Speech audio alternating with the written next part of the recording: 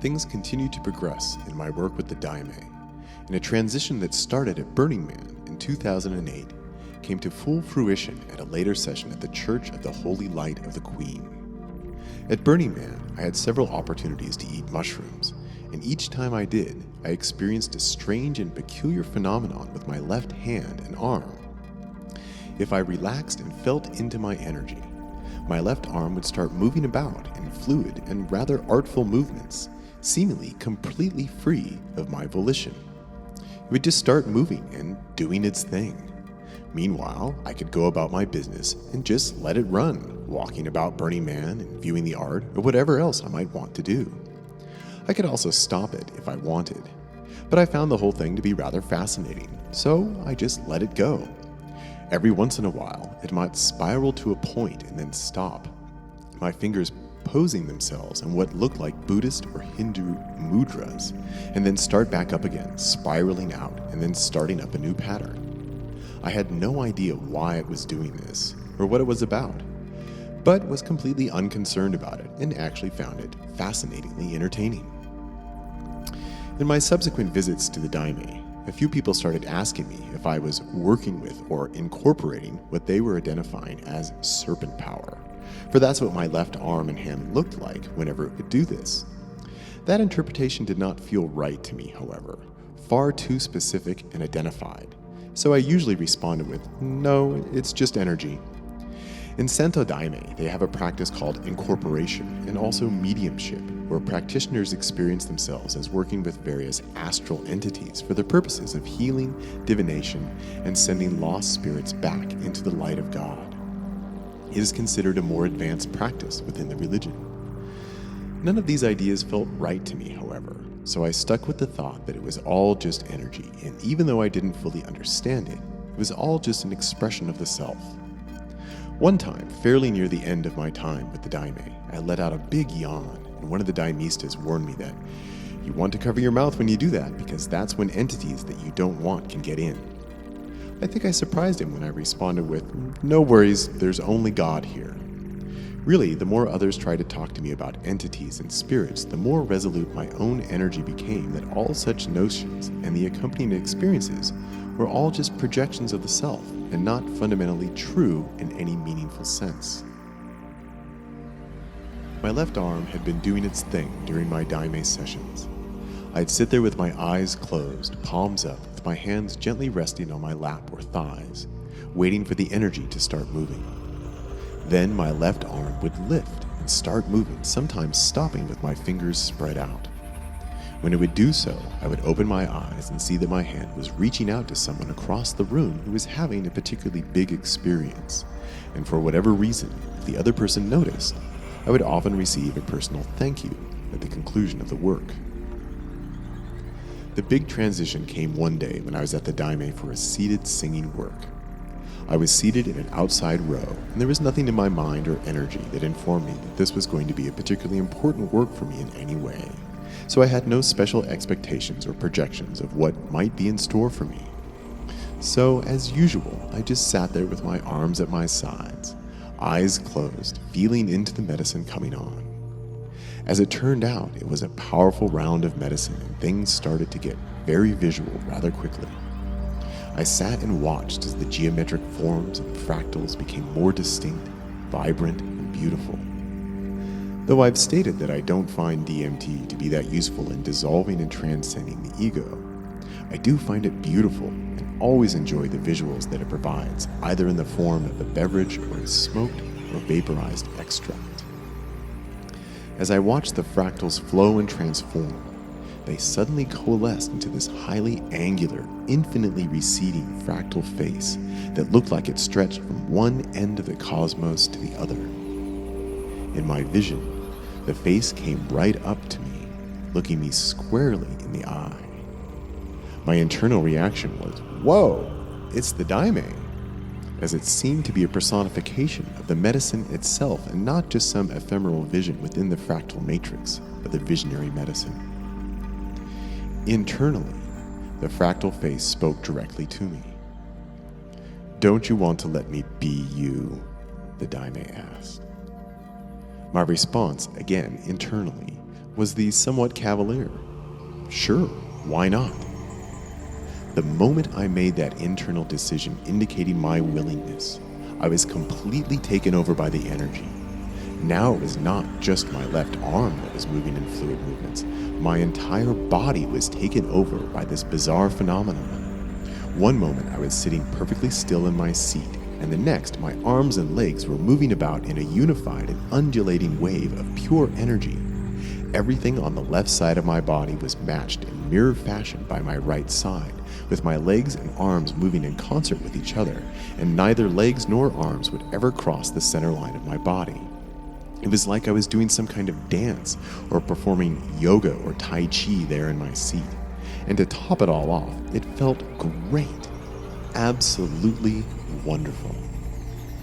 I suddenly understood some aspects of what had been happening to me over the previous year with all the vibrating and shaking I'd been doing.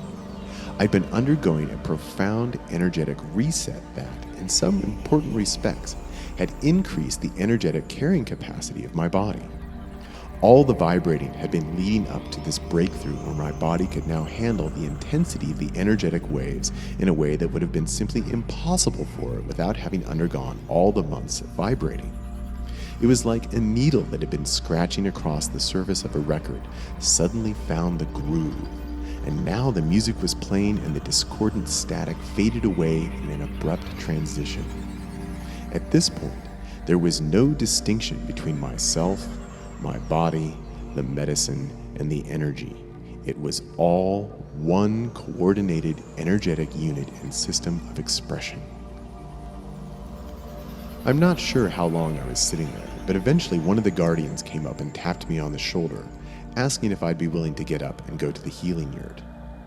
That proved to be an interesting challenge, for the current of energy was so great that there didn't seem to be any way for me to turn it off or stop my unusual movements.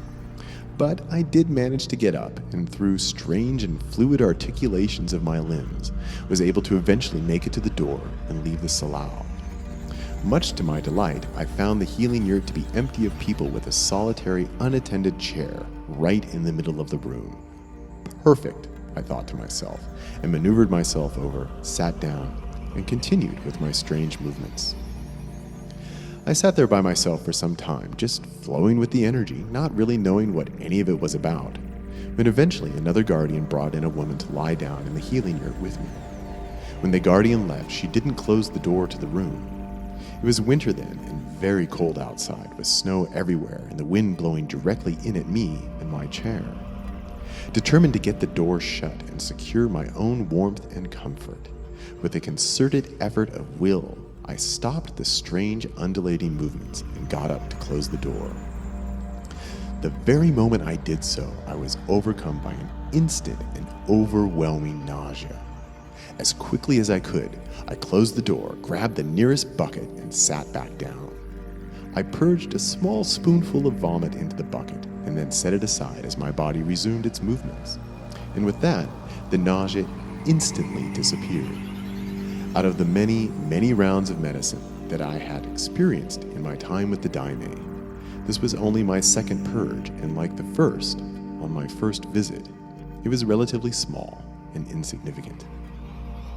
So I was sitting in my chair once again, letting the movements just run their course.